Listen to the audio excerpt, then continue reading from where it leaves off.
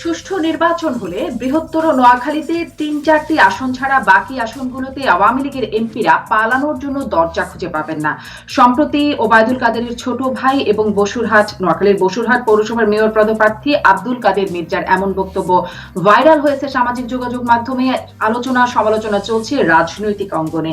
আওয়ামী লীগের সাধারণ সম্পাদক ওবায়দুল কাদের বলেছেন, দলীয় শৃঙ্খলা ভঙ্গের ক্ষেত্রে ব্যবস্থা নেওয়ার ক্ষেত্রে কেউ বিশেষ সুবিধা পাবে না। আর আব্দুল কাদের মির্জার এমন বক্তব্যকে জাতীয় নির্বাচনে কারচুপির প্রমাণ হিসেবে উপস্থাপন করছে বিএনপি। দলটির মহাসচিব মির্জা ফখরুল ইসলাম আলমগীর বলছেন, ২০২১ সালেই গণ অভ্যুত্থানের মাধ্যমে সরকার পতন ঘটানো হবে। অন্যদিকে জাতীয় পার্টির চেয়ারম্যান জিএম কাদের বলেছেন, বিএনপি এখন সুষ্ঠু নির্বাচনের জন্য চিৎকার করছে, কিন্তু বিএনপি নিজে কখনো সুষ্ঠু নির্বাচন দিয়েছে? আজ মাননীয় প্রধানমন্ত্রী বর্তমান সরকারের ২ বছর পূর্তিতে জাতির উদ্দেশ্যে ভাষণ দিয়েছেন। টানা ১ যুগ ধরে ক্ষমতায় রয়েছে আওয়ামী লীগ, দায়িত্ব পালন করছে। এইসব নিয়ে আলোচনায় রাজকাহনী আছে শারমিন চৌধুরী, আর আমার সাথে অতিথি হিসেবে সংযুক্ত আছেন নাগরিক ঐক্যের আহ্বায়ক মাহমুদুর রহমান মান্না, আছেন বাংলাদেশ আওয়ামী লীগের সাংগঠনিক সম্পাদক এস.এম. কামাল হোসেন, আছেন বিএনপি চেয়ারপারসনের উপদেষ্টা আব্দুস সালাম এবং জাতীয় পার্টির অতিরিক্ত মহাসচিব এ.টি.ইউ. তাজ রহমান। স্বাগত জানাচ্ছি আপনাদের চারজনকে। আজকে রাজকাহনীর শিরোনাম ঠিক করেছি, কাদের মির্জার সত্য কথায় রাজনীতিতে কি আসে যায়। আমি জনাব এস.এম. কামাল হোসেন এই প্রসঙ্গ দিয়ে যেটি শিরোনাম ঠিক করেছি সেখান থেকে শুরু করতে চাই। আরো অনেকগুলো প্রসঙ্গ হয়তো একে একে আসতে চাই, যে কাদের মির্জার বক্তব্য আপনাদের দলের ভিতরে কেমন আলোচনা চলছে এটি নিয়ে। দলের সাধারণ সম্পাদক ওবায়দুল কাদের বলছেন, শৃঙ্খলা ভঙ্গের ক্ষেত্রে ব্যবস্থা নেওয়া হবে, কিন্তু কথাটি অসত্য বা মিথ্যা এমনটি তো বলতে শুনছি না। কি আসলে দলের ভিতরের অবস্থান কি এটি নিয়ে, জনাব এস.এম. কামাল হোসেন? আপনাদের ধন্যবাদ, বিজ্ঞ আলোচকদের ধন্যবাদ। আজকে আমি আপনার প্রশ্নের উত্তরের আগে আমি একটি কথা বলে নিতে চাই। আজকে মাননীয় প্রধানমন্ত্রী জননেত্রী শেখ হাসিনা সরকারের ২ বছর পূর্তি বা ১ যুগ পূর্তি হচ্ছে, এবং আপনি জানেন উনি আজকে জাতির উদ্দেশ্যে দিক নির্দেশনামূলক একটি বক্তব্য রেখেছেন, এবং যে দেশটা দারিদ্র দুর্ভিক্ষের কষাঘাতে জর্জরিত ছিল, যে দেশটা ক্ষুধা, দুর্ভিক্ষ, দারিদ্র, সংকট, সন্ত্রাস, জঙ্গিবাদের বাংলাদেশ ছিল, সেই বাংলাদেশকে আজ বিশ্বজয়ের নবতর অভিযাত্রা এগিয়ে চলেছেন। এবং শেখ হাসিনার সুযোগ্য নেতৃত্ব, যোগ্যতা, নিষ্ঠা, মেধা, মনন, দক্ষতা, উদার গণতান্ত্রিক দৃষ্টিভঙ্গির কারণে তার দেশপ্রেম আজকে বাংলাদেশ বিশ্বের দরবারে একটি মর্যাদাশীল দেশ, একটি উন্নয়নশীল দেশ হিসাবে আজকে প্রতিষ্ঠা লাভ করেছেন। আজকে বিশ্ব নেতৃত্ব মাননীয় প্রধানমন্ত্রী জননেত্রী শেখ হাসিনার প্রশংসা করেছেন। আপনি যে কথাটি বলেছেন, মির্জা কাদের সাহেব কি বক্তব্য রেখেছেন, আমি মনে করি এইটা কোনো নীতি নির্ধারকের বক্তব্য না। উনি ওনার ক্ষোভের জায়গায় দাঁড়িয়ে হয়তো উনি কি কথা বলেছেন, আমি ওনার বক্তৃতাটা পুরোপুরি শুনি নাই। আমরা মনে করি দলের সাধারণ সম্পাদক যে বক্তব্য দিয়েছেন ওই বক্তব্যটাই হচ্ছে যথার্থ, এবং আমাদের দলের নিয়ম নীতি বা শৃঙ্খলা যারা রক্ষা করবে না বা দলের সিদ্ধান্ত যারা মানবে না, বাংলাদেশ আওয়ামী লীগ জননেত্রী শেখ হাসিনার নেতৃত্ব ঐক্যবদ্ধ, এবং জননেত্রী শেখ হাসিনার দিক নির্দেশনা যে বাংলাদেশ আওয়ামী লীগ তার সকল কর্মসূচি পালন করেন, তার নেতা কর্মীরা জননেত্রী শেখ হাসিনার নেতৃত্ব ঐক্যবদ্ধ, এবং আমরা মনে করি জননেত্রী শেখ হাসিনা যে দিক নির্দেশনা দেয় তার সেই লক্ষ্যকে বাস্তবায়নের মূল দায়িত্ব হচ্ছে আমাদের। এখানে একদম স্পষ্ট জনাব কামাল হোসেন, এক লাইনে কি বলবেন, তাহলে কি মির্জা কাদেরের বক্তব্য অসত্য বা মিথ্যা? মির্জা কাদের যে বক্তব্য দিয়েছেন, উনি কি বক্তব্য দিয়েছেন এটা তো আমি ওনার মুখ দিয়ে শুনি না, আমি আপনার পত্র পত্রিকায় দেখেছি। ওনার বক্তব্য যদি যেটা বলে, উনি যদি এই কথা পুরোপুরি বলে থাকেন, আমি বলে ওনার কথাটা পুরোপুরি সত্য না, আংশিক সত্য হতে পারে। পুরোপুরি সত্য। উনি আংশিক বলেছেন, আমি যেটা দেখেছি, উনি বলেছেন, আংশিক সত্য, আমি এক পুরোপুরি সেকেন্ড সত্য না মির্জা কাদেরের বক্তব্য। আপনার বক্তব্য স্পষ্ট। অনেক ধন্যবাদ জনাব কামাল হোসেন। আসবো আবার আপনার কাছে। আমি জনাব আব্দুস সালাম, আপনার কাছেও আসলে এটি জানতে চাই যে মির্জা কাদেরের এমন বক্তব্যে আসলে কি আসে যায়। এস এম কামাল হোসেন স্পষ্ট করে বলছেন যে এটি আসলে নীতি নির্ধারকদের কাছ থেকে আসা কোনো বক্তব্য না। এর আগে আমরা রাশেদ খান মেননের কাছ থেকেও এমন ধরনের বক্তব্য শুনেছি। তখনও আপনারা সেটিকে নির্বাচনে কারচুপি হিসেবে উপস্থাপন করেছেন, এখনো বিএনপি সেটি করছে। বিএনপির মধ্যেও তো আমরা ধরেন বিএনপির ভাইস চেয়ারম্যানকে বলতে শুনেছি খালেদা জিয়া আপোষহীন নেত্রী আর নন, তার রাজনৈতিক যোগ্যতা দক্ষতা নিয়ে প্রশ্ন তুলেছেন, গণতন্ত্র আসলে কতটা চর্চা হয় সেটি নিয়ে প্রশ্ন তুলেছেন। আরো একজন ভাইস চেয়ারম্যান খেতাবপ্রাপ্ত মুক্তিযোদ্ধা ব্যারিস্টার মোহাম্মদ শাহজাহান, তিনিও নেতৃত্বের দুর্বলতা নিয়ে কথা বলছেন। আসলে এরকম এরকম বক্তব্যে কি আসে যায়? আপনি তো আসলে আমের সাথে তাল এনে মিলাই ফেলতেছেন। বিষয়টা হলো যে এখানে প্রশ্নটা আসছে যে ভোট ফেয়ার হচ্ছে কি হচ্ছে না, মানুষ ভোট দিতে পারছে কি পারছে না, মানুষের ভোটে নির্বাচিত হচ্ছে নাকি নিজেরাই কায়দা কানুন করে নির্বাচিত হচ্ছে। এতদিন অন্যরা বলছে, এখন কাদের সাহেবের ভাই সত্য কথাটা বলে ফেলছে। আর সত্য কথাটা বলা এর আগেও রাশেদ খান মেনন বলার পরে ওনার যখন ওই ক্যাসিনো নিয়ে সম্পর্ক খোঁজা শুরু হলো, তারপরে তার বক্তব্য তিনি সেটা বন্ধ করলেন। এবং ওনাদের জোটেরই লোক আরেকজন শরীফুল আম্বিয়া, উনিও কিন্তু বললেন যেটা নির্বাচন নিয়ে এরকম হয়নি। আসলে কোনো কিছু চাপা দেওয়া যায় না। 12 বছর ওনারা ক্ষমতায় আছেন, 12 বছরই ওনারা জনগণের ভোট ছাড়াই ক্ষমতায় আছে, ভোট ছাড়াই ক্ষমতা আছে। জনগণের ভোট নিয়ে, কারণ জনগণকে তারা ভোট দিচ্ছেন না, এবং এই 12 বছরে তারা জনগণের ভোটের অধিকার কেড়ে নিয়েছেন। এই 12 বছরে যেটা পৃথিবী ইতিহাসে বিরল, যে একটি মানে প্রধান বিচারপতিকে যেভাবে দেশ ছাড়া করেছেন, এই ধরনের আরো বহু ঘটনা ঘটেছে যেগুলো আমরা বলতে চাই, বলতে গেলে বহু সময় লাগবে। কাজেই এটা সবচেয়ে বড় কথা যে সত্য কথা বললেই ওনারা বলে মহাপাপ, আর সত্য কথা বললেই তার বিরুদ্ধে মামলার খরচ। সত্য কথা যদি তার পার্টির লোকজন বলছে আর সেটা বলছে, সেটাও তার পার্টি বহিষ্কার করবে। পার্টি বহিষ্কার করলে কি হয়, এটা সত্য কথাটাই তুমি বলছে যে আজকে সত্যি যদি নির্বাচন হয় তাহলে বাংলাদেশের জনগণ আজকে আওয়ামী লীগকে ভোট দিবে না। এই জন্যই তারা জনগণকে ভোট সেন্টারে যেতে দিতে চায় না। এই কথাটা আমরা বারবার বলছি যে জনগণ যদি আজকে ভোট সেন্টারে যেতে পারে, ভোট সেন্টারে যায় এবং ভোট দেয়, তাহলে আজকে আওয়ামী লীগ কোনোভাবেই ক্ষমতায় থাকতে পারবে না। এটাই এই পথটাই আজকে আওয়ামী লীগ এই 12 বছরে বন্ধ করেছে। কিন্তু 12 বছরের শুধু এইটা কথাই বলতে চাই যে স্বাধীনতার আজকের এই 50 বছর পূর্তি হতে যাচ্ছে। এই সময় এটা আমাদের কারোর জন্যই কাম্য না যে 50 বছর পূর্তিতে আজকে ভোটের জন্য আজকে সরকারি দলের লোকজনই এবং সরকারি দলের সেক্রেটারি ভাই বলবে যে আসলে যদি ভোট হয় তাহলে কয়টা সিট পাবে, তারা নিজেরাই প্রশ্ন করছে। এটা তো আমাদের জন্য এটা কোনোভাবেই কাম্য না। আমরা 50 বছরে দেশ আরো এগুবে, গণতন্ত্র তার প্রাতিষ্ঠানিক রূপ পাবে। এখন এখানে আপনি যদি বলেন যে বিএনপি ভাইস চেয়ারম্যান কি বললো, বিএনপির দলে কি হলো, সবচেয়ে বড় কথা রাষ্ট্রের অবস্থাটা দেখেন, আজকে রাষ্ট্রটা ঠিক মতো চলছে কিনা। রাষ্ট্রের সমস্যাটা আজকে সমাধান করার চেষ্টা করেন, তাহলে অটোমেটিক্যালি সবগুলো রাষ্ট্র ঠিক মতো চললে সবগুলো ঠিক মতো চলবে। আর রাষ্ট্রই যদি বেঠিক থাকে তখন তো অটোমেটিক্যালি অন্যগুলোর ঠিক খুঁজে, তো ওই বিএনপির তো জনগণ কোনো হ্যাম্পার্ড হচ্ছে না, দেশ হ্যাম্পার্ড হচ্ছে না। আজকে অনেকে বলেন যে দেশে বিএনপির সমস্যা, আমি বলি বিএনপির সমস্যা নাই, সমস্যা আওয়ামী লীগের। এবং আওয়ামী লীগের সমস্যা বাইপাস করার জন্য আজকে সারা দেশকেই আওয়ামী লীগ সমস্যায় ফেলে দিচ্ছে। কারণ তারা আজকে জনবিচ্ছিন্ন, এটা কোনোভাবেই তারা যেহেতু করতে পারতেছে না, জায়েজ করতে পারতেছে না, কোনো নির্বাচনকে জায়েজ করতে পারতেছে না, তাই আজকে বিভিন্ন ভাবে ঘুরিয়ে ফিরিয়ে তারা সেটাকে বিএনপিকে খুঁজে, তারা আজকে অন্যান্য দলকে খুঁজে এবং দোষগুলো চাপানোর চেষ্টা করতেছে বিরোধী দলের উপরে।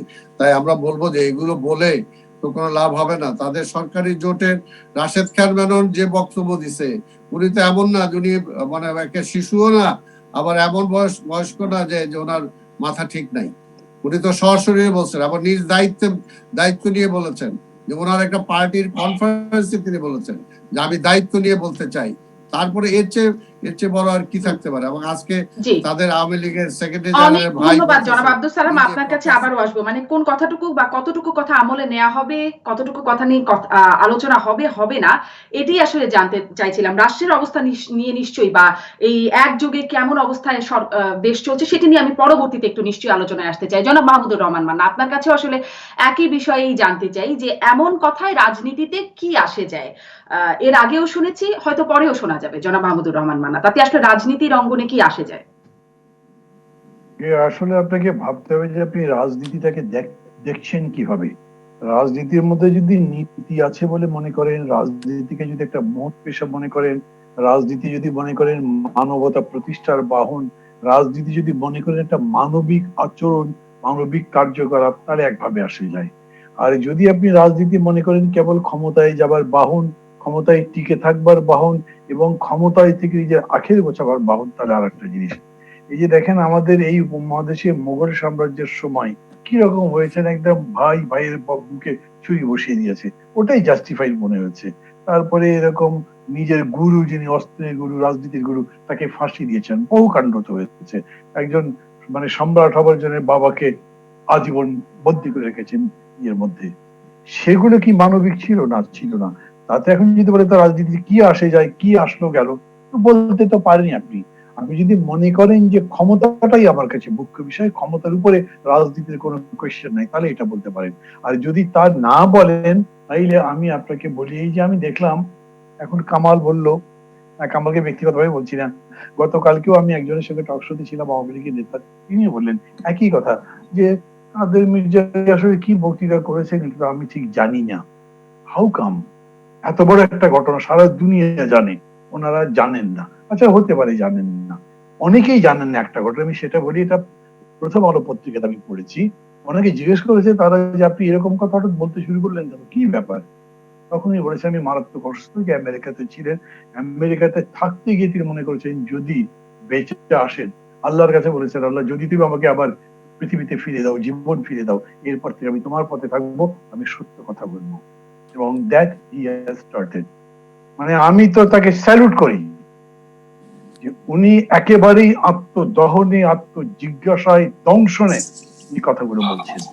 এবং এই যে কথা কেউ কেউ বলছেন, আওয়ামী লীগেরও কেউ কেউ বলছে যে ওনারা হয়তো কারোর সাথে দ্বন্দ্ব, কার সাথে তার দ্বন্দ্ব হচ্ছে বলেন তো, কার সাথে দ্বন্দ্ব হচ্ছে? নমিনেশন পেয়েছেন, উনি তো ইলেকশন করছেন, তারপরে উনি বলছেন। এবং কাদের কথা বলছেন? বলছেন লক্ষ্মীপুর, নোয়াখালী, ফেনী, 3 জায়গাতে আওয়ামী লীগের অভ্যন্তরীণ অবস্থা কি, কিভাবে কমিটি করেছে, কিভাবে কিছু মানুষ কেবল ক্ষমতার দাপটে, অর্থের দাপটে, ল্যাটারাল এন্ট্রি হচ্ছে আওয়ামী লীগের, যেখানে ত্যাগী নেতারা ঢুকতে পারেনি।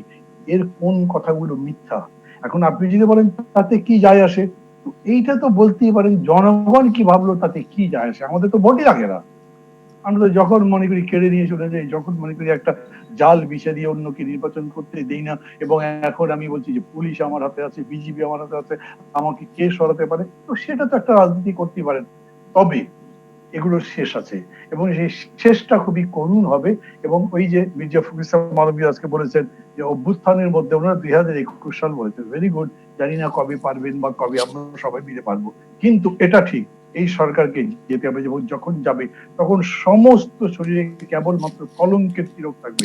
ওইখানে কোনো অর্জনের কথা থাকবে না, কোনো উন্নয়নের কথা থাকবে না। এত যে ঢাকঢোল পেটাচ্ছে, পদ্মা সেতুকে সাথে করে নিয়ে যেতে পারবে না, কোনো কিছু করতে পারবে না, এরকম একটা ঘৃণার জায়গায় চলে গেছে তারা। এই যে বললেন আব্দুল সালাম একটু আগে বললেন, রাশেদ খান মেনন যে বলেছেন, কে না বুঝেছে তার উপরে এমন চাপ প্রয়োগ করা হয়েছে যে উনি নিজের কথা গিয়ে লিখেছেন। যিনি বলেছেন আমি সাক্ষ্য দিচ্ছি, আমি নিজে প্রার্থী ছিলাম, এই ঘটনা ঘটেছে, তারপরে তাদের মধ্যে কোনো বোধোদয় নেই। এরকম করে এমনকি ধরেন খোদ যিনি আওয়ামী লীগের সভানেত্রী, যিনি এই দেশ চালাচ্ছেন, উনি বলেননি একমাত্র আমাকে ছাড়া সবাইকে কেনা যায় আওয়ামী লীগের মধ্যে। বলেন এটা কোনো কথা হতে পারে? কিন্তু উনি বলেছেন, এবং আমি মনে করি উনি সত্য কথা বলেছেন। এই রকম অনেক কথাই আছে। এই যে অনুপ্রবেশের কথা কাদের মির্জা বলেছেন, এই অনুপ্রবেশের কথা সেই সময়, আজ থেকে 10 বছর আগে আশরাফুল ইসলাম সাহেব বলেননি, যখন এই জগন্নাথ কলেজ থেকে ছাত্ররা বিভিন্ন কাজ করেছে, যে ছাত্রলীগের বদনাম হয়েছে, তারপর কাউকে কাউকে হত্যা করেছে, ছাত্রলীগের অর্জন মানে ছাত্রলীগ সমস্ত সরকার অর্জন বিসর্জন দিচ্ছে, এগুলো কেবলমাত্র অনুপ্রবেশের কারণে। এই একই কথা নোয়াখালীতে যে দুজন নেতাকে ল্যাটারাল ঢুকে দেওয়া হয়েছে দলের মধ্যে নেতা হিসেবে নমিনেশন দেওয়া হয়েছে, তাদের সম্পর্কে বলেছেন এই সবই হচ্ছে সত্য কথা। আমি আবার বলছি, জনাব মাহমুদুর রহমান মান্না, আমি আবারও আপনার কাছে আসবো, কিন্তু এই সবই সত্য কথা। আওয়ামী লীগের বিপক্ষে যখন আওয়ামী লীগ নিজেই বলছে সত্য কথা, যখন একই রকম ভাবে জিজ্ঞাসা করছে বিএনপির মধ্যেও বা বিরোধী দলগুলোর মধ্যেও যখন আত্মসমালোচনা করে তারাও বলছেন, সেগুলোকেও কি আপনারা সত্য কথা মনে করেন কিনা? যেহেতু কথা নিয়েই আজকে কথা হচ্ছে, সেজন্য এই প্রশ্নগুলো করছিলাম, যেটা আমি আব্দুল সালামকেও জিজ্ঞাসা করছিলাম যে বিএনপি কতটা গণতন্ত্র চর্চা করেছে। জনাব মান্না, আমি আসি আপনার কাছে, জনাব তাজ রহমানকেও একটু শুনে আসি এই প্রসঙ্গে। জনাব এটিউ তাজ রহমান, আপনি কি বলবেন? আসলে এমন রাজনীতিতে এমন ধরনের কথাবার্তায় মির্জা কাদের যেমনটা বলছেন তেমন কথাবার্তায় কি আসে যায়? ধন্যবাদ আপনাকে এবং বিজ্ঞ আলোচকদের। দেখেন, মির্জা কাদের সাহেব তো আওয়ামী লীগেরই নেতা, এবারও নমিনেশন পেয়েছেন। সবচেয়ে বড় ওনার পরিচয়, উনি আওয়ামী লীগের সাধারণ সম্পাদক ওবায়দুল কাদের সাহেবের ভাই। উনি হঠাৎ করে যে এত বড় একটা বোম ফাটানো শুরু করে দিলেন, সেটার কোনো স্বার্থ কি, কার সাথে দ্বন্দ্ব, লোকের রাজনৈতিক দ্বন্দ্ব, এবং উনি যেটা বলেছেন সেটা বিরোধী দল লুফে নিচ্ছে। এটা স্বাভাবিক, লুফে নিবেই, কারণ একটা রাজনৈতিক বিরোধী দল যখন থাকে তখন দলের সমালোচনা যারা করে, উনি দলের ভিতরে সমালোচনা করেছেন, বিরোধী দলটা সেটা লুফে নিচ্ছে, নিবেও সেটা। এবং সেটা থেকে নিয়েই রাজনীতিতে আপনারা আজকে টকশো করছেন, রাজনীতি উত্তপ্ত হবে, একের অপরের বিরোধিতা আমরা করব, সরকারের বিরুদ্ধে বলবো, বিরোধী দল শিবির থেকে বলবে। কিন্তু আসল ফ্যাক্টটা হলো উনি কেন এটা বলেছেন। উনি যদি এটা বলে থাকেন তাহলে নির্বাচন যতটা হয়ে গেল, সেই নির্বাচনগুলো প্রশ্নবিদ্ধ নির্বাচন হয়ে গেল। আওয়ামী লীগের একজন পৌর ক্যান্ডিডেটের, যিনি আগেও ছিলেন এবারও ছিলেন, পাচ্ছেন, এবং জেনারেল সেক্রেটারি ভাই।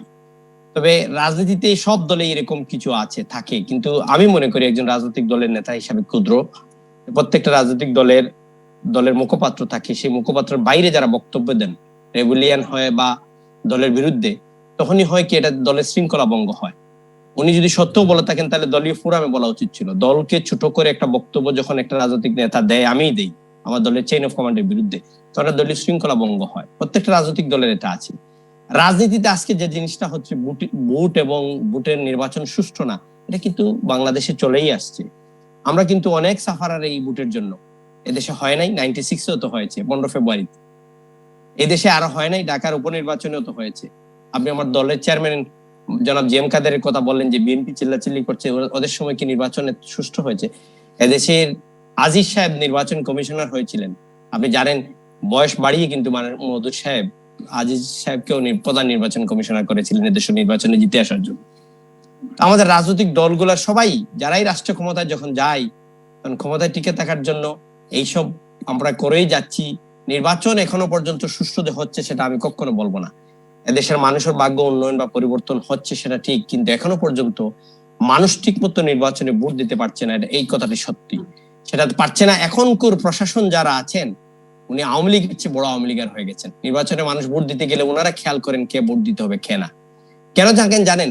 উনি চিন্তা করে আমার জায়গা, আমার পজিশন ঠিক রাখতে হবে, নাহলে আমাকে হয়তো বা এখান থেকে বান্দরবন পাঠিয়ে দেওয়া হবে। এই যে প্রতিযোগিতা শুরু হয়ে গেছে প্রশাসনের দিক থেকে, এটা আমাদের রাজনৈতিক দল এবং নেতাদের জন্য এবং রাজনৈতিক আগামী ভবিষ্যতের জন্য খুবই খারাপ। আমাদের কাছ থেকে রাজনীতি এখন সরিয়ে নেওয়া হচ্ছে। এখন প্রশাসনে ক্যাডারদের দিয়ে রাজনীতি যদি কন্ট্রোল করার চিন্তাধারা করা হয়, এটা যত বড় কথাই আমরা বলি না কেন, চারটা রাজনৈতিক দল, যে এটা কখনো আমাদের জন্য দেশের রাজনীতির আগামী দিনের জন্য শুভ নয়। আমাদেরকে এই জিনিসটা অনেক ধন্যবাদ জনাব এটিউ তাজ রহমান। একটা বিরতির পরে আমি আবারও ফিরবো নিশ্চয়ই এই আলোচনায়। ফিরছি রাজকাহনে বিরতির পরে। এলাম জিপিএইচ ইস্পাত বিদ্যুৎ রাজকাহনে। জনাব আব্দুল সালাম, খুব সংক্ষেপেই সবার কাছে একে একেই জানতে চাইবো। আপনার কাছে জানতে চাই যে আপনাদের দলের মহাসচিব মির্জা ফখরুল ইসলাম আলমগীর বলছেন এই 2021 গণ অভ্যুত্থানের মাধ্যমে সরকার পতন ঘটানো হবে। জনাব মাহমুদুর রহমান মান্নাও সেই বক্তব্যটা উদ্ধৃত করছিলেন, কিন্তু কবে পারবেন সেটি নিয়ে প্রশ্নের কথা উঠছে। আপনাদের মধ্যে কোনো রূপরেখা তৈরি হলো যে কবে নাগাদ হবে, কি প্রক্রিয়ায় হবে, সেটার কি কোনো রূপরেখা আছে? শাসক দলের সাধারণ সম্পাদক সবসময় এটিকে নিয়ে এক রকমের বিদ্রুপাত্মক ভাবেই বলেন। এবারও বলেছেন সরকারের 12 বছর চলে গেল, কিন্তু আন্দোলন কবে হবে, কোন বছরে? জনগণ এখন তাদের আন্দোলনের কথা শুনলে হাসে। আসলে কি কোন রূপরেখা আপনারা তৈরি করেছেন? আসলে জনগণ যে কোনটায় হাসে এটাই বুঝতে হবে, বুঝছেন না? শরীরে অসুখ হলে তার স্বীকার করে ডাক্তারের ওষুধ খেতে হয়, আর তা না করে অসুখ লুকিয়ে রাখলে যা হয় সরকারের অবস্থা হয়েছে তাই। সরকারের অবস্থা হয়েছে সেরকম। কাজে এখন স্বৈরাচারী কায়দায় সরকার সকলে টিকে থাকতে চাইতেছে, স্বৈরাচারের ভাষায় কথা বলে, পুলিশ আর্মির প্রয়োজনে সকলে ক্ষমতায়িত হয়ে অস্ত্রের ভাষায় কথা বলে, তাই না? আর বিরোধী দল বলে ক্ষমতায় আছে, পারলে টাইনা নামাও। অর্থাৎ আমার মিছিল করতে দিবে না, মিটিং করতে দিবে না, পুলিশ দিয়ে অ্যাটাক করবে, আর বলবে আমি ক্ষমতায় আছি, পারলে নামাও। এটা কি মগের মূল্য নাকি? এটা তো আমরা দেশটা স্বাধীন করছি, যে আজকে সরকার পরিবর্তনের একটাই মাধ্যম, সেটা হলো ভোট। আপনি সেই ভোটের অধিকার কেড়ে নেবেন, আর ভোটের অধিকার কেড়ে নিয়ে যদি আপনি সব দরজা জানালা বন্ধ করে দেন, তাহলে সরকারটা পরিবর্তন হবে কিভাবে? আপনার কাছে আমার প্রশ্ন, যে সরকারের পরিবর্তনের মাধ্যমটা কি? ভোট। সেই ভোটই তো আপনি হতে দিচ্ছেন না। আবার সেই জায়গায় যদি আজকে বিএনপির মহাসচিব যেটা বলছে, কথাটার উপরে আবার অন্য কথা বলার তো আমার মনে হয় না কোনো কারণ আছে। শুনেন, একটা কথা বলি, যেটা জাতীয় পার্টির হিসেবে যেটা বলছে, আজকের করোনা আমাদের সবার দরজায় করা নাড়তেছে। এখন আল্লাহর হস্তে সবাই যার যার ভুল, আমি বলি না যে বিএনপি একেবারে সত্যবাদী, সব ভালো কাজ করে ফেলছে, আর আওয়ামী লীগ একেবারে সবই করে ফেলছে, কথাটা সেটা না। আজকে সরকারের ক্ষমতায় আছে, সরকার কি ভুল করছে, সরকারের কারণে আজকে দেশের কি ক্ষতিগ্রস্ত হচ্ছে, এই সমালোচনা তো আসবেই। এবং এই সমালোচনা তাদের দলের লোকজন করতেছে, তার জোটের লোকজন করতেছে, আর খালি উন্নয়নের কথা বলে।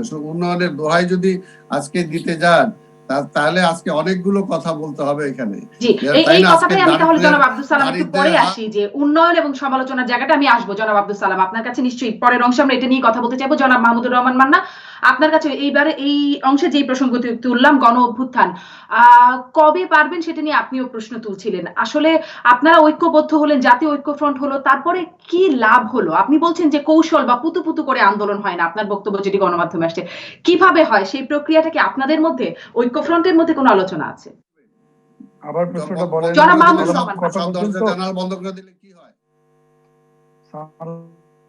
কথা জি, জনাব মাহমুদুর রহমান, বলেন প্লিজ, আরেকবার প্রশ্নটা বলেন। আমি ঠিক জনাব মতো মাহমুদুর রহমান বুঝিনি। মান্না, আমি জিজ্ঞাসা করছিলাম যে আপনি গণ অভ্যুত্থান যেটি বিএনপি মহাসচিব বলছেন, সেটি কিভাবে হবে বা আন্দোলনটা কিভাবে হবে, সেটি কি আপনাদের জাতীয় ঐক্যফ্রন্টের মধ্যে কোনো আলোচনা আছে কিনা? আপনি বলেছেন যে পুতু করে বা কৌশল করে আন্দোলন হয় না, কিভাবে হয় তার একটা রূপরেখা কি আলোচিত হচ্ছে কিনা? ঐক্যফ্রন্টের মধ্যে কোনো আলোচনা হয়নি, ঐক্যফ্রন্ট কখনো বসেনি। কিন্তু কি করে হয় সেটা ধরেন এই জানুয়ারি মাসে তো আমাদের সামনে শিক্ষা আছে। 20 জানুয়ারি আসাদ দিবস, 24 জানুয়ারি গণঅভ্যুত্থান দিবস কিরকম করে হয়েছে, তখন আমাদের বয়স ছিল, আমরা দেখেছি। মানুষ জেগে যায়। আমি মনে করি গণ অভ্যুত্থান যদি বলেন যে মানুষের চেতনার উত্থান, সেটা হয়েছে।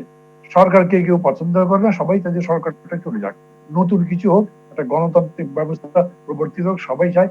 কিন্তু চতুর্দিক থেকে এরকম একটা জগদল পাথর তাদের উপর দেওয়া হয়েছে যে তারা ঠিক মতো নড়াচড়া করতে পারছে না, কথা বলতে পারছে না। এইটাকে উঠিয়ে দিতে হবে, ফেলে দিতে হবে, এটাই হলো কাজ। তাই তো সেটাইতেই গণ অভ্যুত্থান হবে। এটা কবে হবে?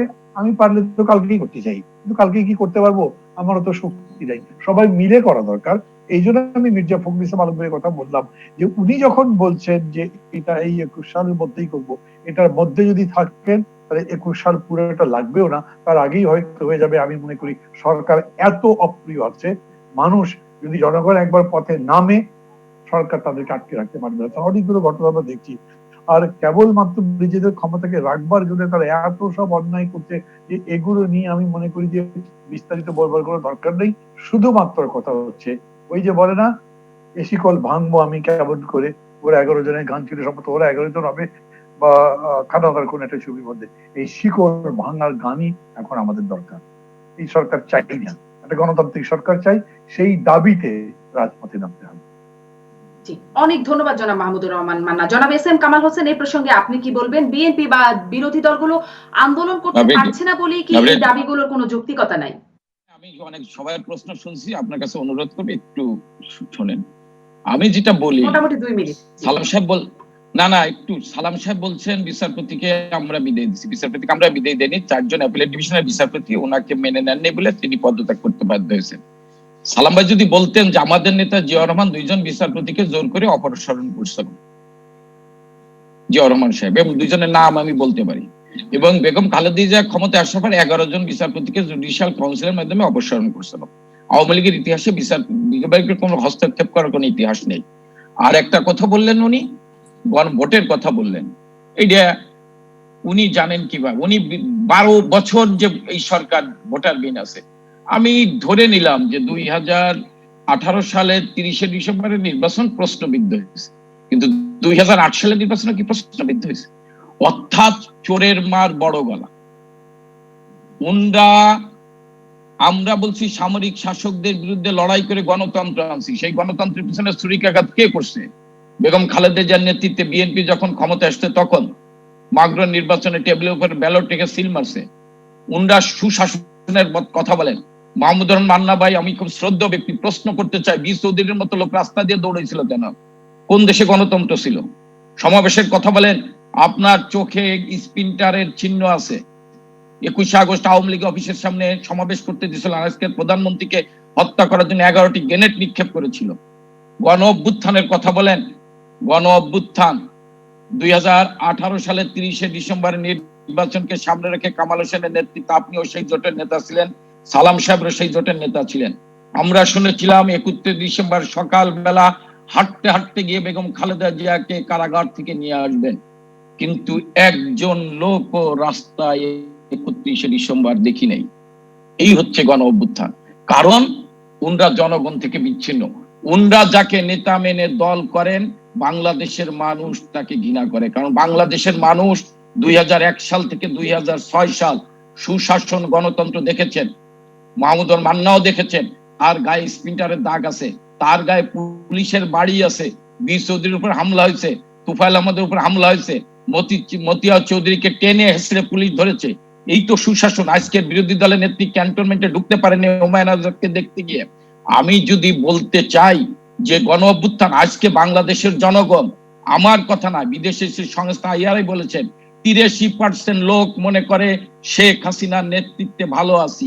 বিএনপির অনেক সমর্থক মনে করে আমরা শেখ হাসিনার নেতৃত্বে ভালো আছি। উনরা বলেন ভোটের কথা, হ্যাঁ আজকে পৌরসভা নির্বাচনগুলো ভোটাররা যাচ্ছে, উপনির্বাচনে ভোটাররা যাচ্ছে, কোথাও তো ধ্বংসাত্মক কার্যকলাপ হয়নি, কোথাও তো রক্তপাত হয়নি, কোথাও তো সংঘাত হয়নি।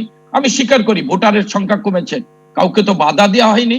উনাদের আমলে তো মেয়র হানিফের সময় 7 জন লোককে গুলি করে হত্যা করা হয়েছিল। উনাদের আমলে উনাদের নেতা মেজর মান্নান বলেছিলেন, ফালুকে যখন রমনার বটমূলে নির্বাচিত করা হয়, ফালু বলেছিল মাগরুর নির্বাচনকে হার মেনিয়েছেন। উনাদের দল, উনাদের নেতাই তো মান্নান সাহেব বলেছিলেন। অর্থাৎ ওনরা যদি অতীতকে ভুল স্বীকার করে তাহলে ওনরা বলতে পারেন, কারণ ওনরা হচ্ছে নির্বাচনে অনেক ধন্যবাদ জনাব ইতিউ তাজ রহমান। অতীত তো একদল আরেকদলকে যেভাবে বলছে মনে হচ্ছে রাজনীতির ইতিহাসটাই পুরোপুরি খুবই কলঙ্কিত। কি বলবেন জনাব তাজ রহমান? ধন্যবাদ কামাল হোসেন, ধন্যবাদ। একটু আমরা তাজ রহমানকে সময় দিই, তাছাড়া আমি পাঠে শুনতেই পারবো না ওনাকে। জনাব তাজ রহমান, যে আপনার প্রশ্ন কি? আমি বলছিলাম যে যেই মানে অতীতের কথা আমরা শুনছি, একদল আরেক দলকে যেভাবে অভিযোগ করছেন, ইতিহাস যেভাবে শুনছি, তাতে তো মনে হচ্ছে রাজনীতির ইতিহাস খুবই কলঙ্কিত। মানে মানুষ রাজনীতিতে কেন আকর্ষিত হবে, কেন ভোট দিতে যাবে, কেন? দেখেন, বাংলাদেশের 90তে আন্দোলন করলেন আওয়ামী লীগ, বিএনপি সহ বামপন্থীরা সবাই হুসাইন মোহাম্মদের সাথে ক্ষমতা থেকে সরানোর জন্য। বাংলাদেশে নির্বাচন কমিশন ব্যবস্থা নাই, সুশাসন নাই। সেই সুশাসনের জন্য বিএনপি আজকে গলাবাজি চিল্লাচিল্লি করছেন।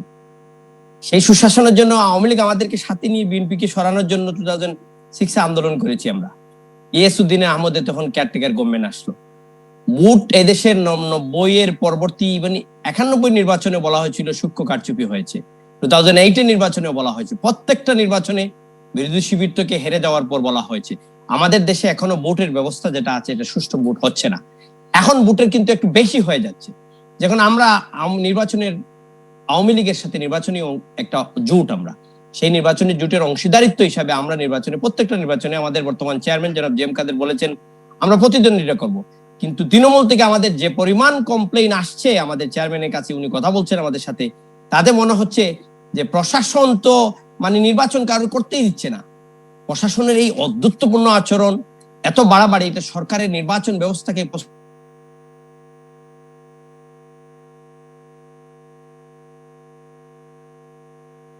মিউটেড হয়ে গেছে জনাব তাজ রহমান জি।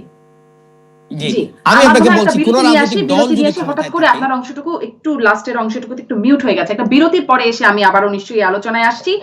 আপনাদের অনেকের মানে সবার কথাই কখনো না কখনো আসছে যে কেমন চলছে দেশ, কেমন চলছে রাজনীতি, এই প্রসঙ্গটাই আসবো যে 12 বছরে আওয়ামী লীগ সরকারে আছে, কেমন তার অর্জন, কেমন তার না পাওয়াগুলো কি, এবং বিএনপি বা অন্য দলগুলোর কি অবস্থা এই সময়, রাষ্ট্র কেমন চলছে, দেশ কেমন চলছে, এই আলোচনায় নিশ্চয়ই আসতে চাই বিরতির পর। থাকুন সাথে। ফিরে এলাম রাজকাহরে। আমি আমার দর্শকদের কিছু মন্তব্য এবং প্রশ্ন শুনিয়ে দিতে চাই। মোহাম্মদ হক বলছেন, মেজর আখতারুজ্জামান ও শাহ মোয়াজ্জেমের বক্তব্য নিয়েও আলোচনা করলে কাদের মির্জার বক্তব্য পরিপূর্ণতা পাবে। মোহাম্মদ শাহজাহান বলছেন, একজন মানুষ না হয় কিছু সত্য কথা বলছে, তাতে ওনাকে নিয়ে এত কথা বলার কি আছে? এই কথাটা নিয়ে অন্য কোনো দলে তো এত মাথা ঘামায় না, সরকার দল যতটা মাথা ঘামায়। খালেদ আহমেদ বলছেন, কথা বলার সবার অধিকার আছে, কিন্তু গুরুত্ব কতটুকু আছে কথার মধ্যে তা হলো বিবেচ্য বিষয়। নাইম হাসান বলছেন, উন্নয়ন দেখছি উন্নয়ন দেখছি, তাই রাজনীতি নিয়ে মাথা ঘামানোর দরকার দেখি না। আমি জনাব আব্দুল সালাম আপনার কাছ থেকে যদি শেষ জায়গাটা থেকে শুরু করি, উন্নয়ন দেখছি তাই রাজনীতি নিয়ে মাথা ঘামানোর দরকার দেখি না, যে এটি বলছেন নাইম হাসানের বক্তব্য। কি বলবেন? এই 12 বছরের পর্যালোচনা করব বলে এই অংশে জিজ্ঞাসা করছিলাম। আওয়ামী লীগ কি উন্নয়ন করলো কি করলো না, দেশ কি পেলো কি পেলো না, বিরোধী দলের কাছ থেকেও কি পেলো কি পেলো না, জনাব আব্দুল সালাম। আপনার প্রশ্নটা বুঝতে পারি নাই, কি বলছে সদাও শুনে নাই। একদম এক লাইনে যদি জিজ্ঞাসা করি, 12 বছরের পর্যালোচনা জানতে চাচ্ছি, শেষ অংশে কি উন্নয়ন করলো বা করলো না, কি প্রাপ্তি হলো বা হলো না, বিরোধী দলের কাছ থেকেও কি প্রাপ্তি হলো বা হলো না। শুনে নাই। 12 বছরের প্রাপ্তিতে শুধু আমি আবার ওই পুরনো কথাটাই ফিরে যেতে চাই, যে মুক্তিযুদ্ধের মূল চেতনাই ছিল সাম্য, মানবিক মর্যাদা, সামাজিক ন্যায় বিচার, ভোটের অধিকার। সেটা কি আজকে আছে? কিছুই নাই। আজকে সবকিছু এই সরকার এই 12 বছরে সবকিছু শেষ করে দিয়েছে। এটাই হলো তাদের অর্জন। আর অর্থনৈতিক অর্জনের কথা বলতে গেলে যে তাদের কিছু পার্সেন্ট লোকজনের অর্জন হয়েছে, কিন্তু আজকের বেশিরভাগ মানুষই আজকে সেই অর্জনের সুযোগ বা সুবিধা থেকে বঞ্চিত হচ্ছে। এবং যতটুকু অর্থনীতির অর্জন বলি, তাতে সরকারের কোনো কৃতিত্ব নাই। যেটা অর্থনীতি বলে, যেটা হলো আজকে ফরেন রেমিটেন্স যারা পাঠায়, যারা জমি জমা বিক্রি করে বিদেশে যায়, আজকে তারা এই দুঃসময়ে তাদের পাশে সরকার যেভাবে দাঁড়ানো উচিত ছিল, বরঞ্চ সেটাও দাঁড়াচ্ছে না, কিন্তু তার পয়সা দিয়ে আজকে লুটপাট হচ্ছে। এবং আজকের অর্থনীতির সবচেয়ে বেশিরভাগ হলো যে আজকের যেটা আমরা দেখেছি যে 2012 সাল থেকে 2017 সাল পর্যন্ত অতি ধনী সংখ্যা বৃদ্ধির বিচারে বাংলাদেশ বিশ্ব চ্যাম্পিয়ন। অতি ধনীর দিক দিয়ে বিশ্ব চ্যাম্পিয়ন হয়ে গেছে। তার মধ্যে কত পার্সেন্ট লোক দেখা যায় 5 বছরে বাংলাদেশের $30 বিলিয়ন বেশি সম্পদের মালিক অতি ধনী জনাব সংখ্যা। আব্দুল সালাম, অনেক ধন্যবাদ। আপনি পরিসংখ্যান উল্লেখ করছিলেন, ধন্যবাদ জনাব আব্দুল সালাম। খুব সময় নেই আমার হাতে। জনাব তাজ রহমান, আপনি কি বলবেন? সরকারের কোনো কৃতিত্ব নাই বলছেন জনাব আব্দুল সালাম, আপনি পান কিনা? পরিসংখ্যান বিশ্লেষণ করছেন জনাব আব্দুল সালাম। জনাব তাজ। আমি জনাব তাজ রহমান, জনাব কামাল আপনার কাছে আসি। জনাব তাজ রহমান, 1 মিনিটে। দেখেন, ডিবিসিতে এই 4 জন গেস্ট, 20 মিনিট টাইম, আমরা কথা বলার আগেই সময় শেষ, কেউ কিছু বলতে পারছি না। কি বলবো আর কি আনসার দিব? মানুষের কাছে রং মেসেজ যাবে, কথা পুরা করতে পারবো না। একটাই কথা হলো, সবাই মিলে আসুন এই দেশটাকে গড়ি। এদেশে ডেভেলপমেন্ট হচ্ছে, সরকার করছে নির্দ্বিধায়, elevated expressway, 4 lane, bullet train সব হচ্ছে, কিন্তু আপনার নির্বাচন ব্যবস্থাটার প্রতি আমাদের যেটা বিরোধী দল হিসেবে আমরা সমালোচনা করছি, এটাতে আরো একটু ভালো করা উচিত। আমাদের ইনস্টিটিউশনাল গুলা ফাংশনিং হওয়া উচিত। আমেরিকা ট্রাম্প নির্বাচনে ইনস্টিটিউশনাল গুলো স্ট্রং হওয়ার কারণে সে নিজে অনেক ডিক্টেটরি করেও টিকতে পারে নাই। এই জন্য এদেশে যদি ইনস্টিটিউশন গুলো ফাংশনিং হয়, বিশেষ করে নির্বাচন কমিশন, তাহলে আমাদের দেশের রাজনৈতিক দলগুলো সবাই আমরা এই চিল্লাচিল্লি বাদ দিব, নির্বাচন হচ্ছে না। তবে এখন প্রশাসনের উপর বর করে বেশি নির্বাচন ব্যবস্থাকে আরো বেশি নষ্ট করে দেওয়া হচ্ছে। এটা একটু ঠিক করতে হবে আমাদের। এটা আমাদের দল হিসেবে, জাতীয় পার্টি বিরোধী দল হিসেবে চেয়ারম্যান বলে যাচ্ছেন, আমরাও সেটা নিয়ে কথা বলছি। আমার বাকি গেস্ট জনাব তাজ রহমান। জনাব মাহমুদুর রহমান মান্না। সমস্ত রক্ত যদি মাথায় মুখমণ্ডলে জড়ো করেন, মনে হবে যে রক্তে বা ভেতরের গ্লোতে টস টস করছে, কিন্তু ওটা স্বাস্থ্য না। আমাদের অর্থনীতির সমস্ত সম্পদের যদি 90% মাত্র 10% লোকের কাছে জমা হয়, তাহলে সেটাকে উন্নয়ন বলে না। উন্নয়নের ডেফিনেশন কিন্তু আমাদের কারেক্ট করা দরকার। এখন উন্নয়ন মানে হচ্ছে সোশ্যাল ওয়েলফেয়ার।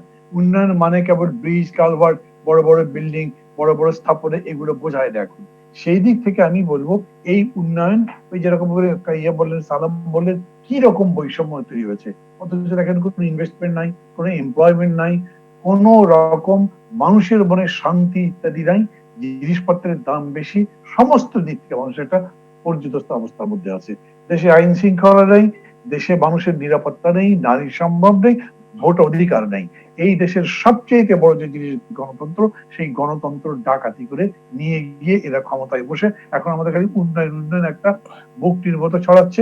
অথচ সত্যি কথা হচ্ছে যে এই গত করোনার মধ্যে এই 1 বছরে যেখানে দারিদ্র সীমার নিচে বাস করতো আপনার 2 কোটি মানুষ, এখন সেটা 3,60,00,000, আর 5.5 কোটি লোক হচ্ছে দেশে দরিদ্র। এইটাকে উন্নয়ন যদি কেউ বলে তো বলতে পারে, এরকম তো অনেকেই বলে এত সুন্দর নির্বাচন করলাম অথচ বিরোধী দল মানে না, এই 2018 সালের নির্বাচনের কথা তুমি বলতে শুনেছ আজকে। আপনি নিজের বিবেককে চোখ ঠাউরাচ্ছেন। আপনার উন্নয়ন এমন কিছু হচ্ছে না যেটা 1-2টা প্যারামিটার ভালো করছেন তার মানে সমস্ত অর্থনীতি ভালো হয়নি। জিডিপি এবং অনেক ধন্যবাদ আপনার জনাব দেশের মাহমুদুর রহমান অর্থনীতি মান্না। আমার মনে হয় এই বিষয়ে এখন জনাব কামাল হোসেন আপনি কি বলবেন? মান্না ভাই আমার বড় ভাই তো 21 সালের গ্রেনেড হামলা হচ্ছে, চোখে ডিস্টার্ব ছিল, বিএনপিতে গেছিল চোখ ভালো করার জন্য, চোখ ভালো হয়নি। এই কারণে মান্না ভাই অন্ধ চোখে দেখেন আর কি। উনি দেখেন না যে এই সরকার প্রধান 48 বছর যারা পারেনি ছিটমহল সহ সীমান্ত চুক্তি করেছেন, এই সরকার প্রধান সমুদ্র বিজয় করেছেন, এই সরকার প্রধান স্যাটেলাইটের যুগে প্রবেশ করেছেন, এই সরকার প্রধান পারমাণবিক যুগে প্রবেশ করেছেন, এই সরকার প্রধান সাবকেরিনের যুগে প্রবেশ করেছেন। আজকে আপনি এই সরকার প্রধান আজকে আন্তর্জাতিক গবেষণা প্রতিষ্ঠান দ্য বলতেছেন বিশ্বের 2য় সেরা প্রধানমন্ত্রী হচ্ছে শেখ হাসিনা। উনি দেখেন নেই যে আজকে ঘরে ঘরে বিদ্যুৎ, উনি যাদের সাথে জোট করছেন তাদের আমলে 21 জন, এবং মান্না ভাই আমার সাথে মনে হয় গিয়েছিলেন কনসার্টে, 21 জন কৃষককে গুলি করে হত্যা করেছিলেন। এই সরকার প্রধান ঘরে ঘরে বিদ্যুৎ দিয়েছেন। উনি দেখেন নেই এই সরকার প্রধান করোনা মোকাবেলার পাশাপাশি অর্থনীতির ভিত্তির উপর দেশটাকে দাঁড় করিয়েছেন, কোন লোক যাতে না খেয়ে মারা যায় তার ব্যবস্থা করেছেন। উনরা মনে করেছিলেন ঘরে বসে লক্ষ লক্ষ লোক মারা যাবে, লক্ষ লক্ষ লোক কর্মহীন হয়ে পড়বে, কিন্তু সমস্ত লোক আল্লাহর রহমতে এই জননেত্রী শেখ হাসিনার নেতৃত্বে খেয়ে পড়ে বেঁচে আছেন। উনরা দেখেন নেই যে যখন আমপান হয়েছিল উনরা মনে করেছিলেন যে লক্ষ লোক মারা যাবে। সারা রাত পাহাড়ি জননেত্রী শেখ হাসিনা উনি 24 লক্ষ লোক আশ্রয় কেন্দ্রে এনেছিলেন। উনি মান্না ভাই যাদের সাথে জোট করছেন তারা কোনো ক্রাইসিস মোকাবেলা করতে পারে নাই। ক্রাইসিস মোকাবেলা করার জন্যই আজকে বিশ্ব নেতৃত্ব শেখ হাসিনাকে 1 নম্বর সরকার প্রধান হিসাবে মনে করেন। আজকে বাংলাদেশ যে বাংলাদেশ ছিল ক্ষুধা দারিদ্র দুর্ভিক্ষের বাংলাদেশ, সন্ত্রাসের বাংলাদেশ, জঙ্গিবাদের বাংলাদেশ, অকার্যকর রাষ্ট্রের বাংলাদেশ ছিল, আজকের উন্নয়ন সমৃদ্ধি শান্তির প্রতীক গণতন্ত্রের মানুষ কোন জননেত্রী শেখ হাসিনার নেতৃত্বে সেই বাংলাদেশ আজকে বিশ্বের দরবারে উন্নয়নের রোল মডেল। আমরা নিশ্চয়ই এটাও আশা করতে চাই যে নির্বাচন ব্যবস্থা এবং গণতন্ত্র নিয়েও প্রশ্নের অবসান হবে। অনেক ধন্যবাদ জনাব কামাল হোসেন, অনেক ধন্যবাদ জনাব মাহমুদুর রহমান মান্না, জনাব ইতু তাজ রহমান, ধন্যবাদ জনাব আব্দুস সালাম। আপনাদের 4 জনকে শেষ করছি। কাজটা হবে।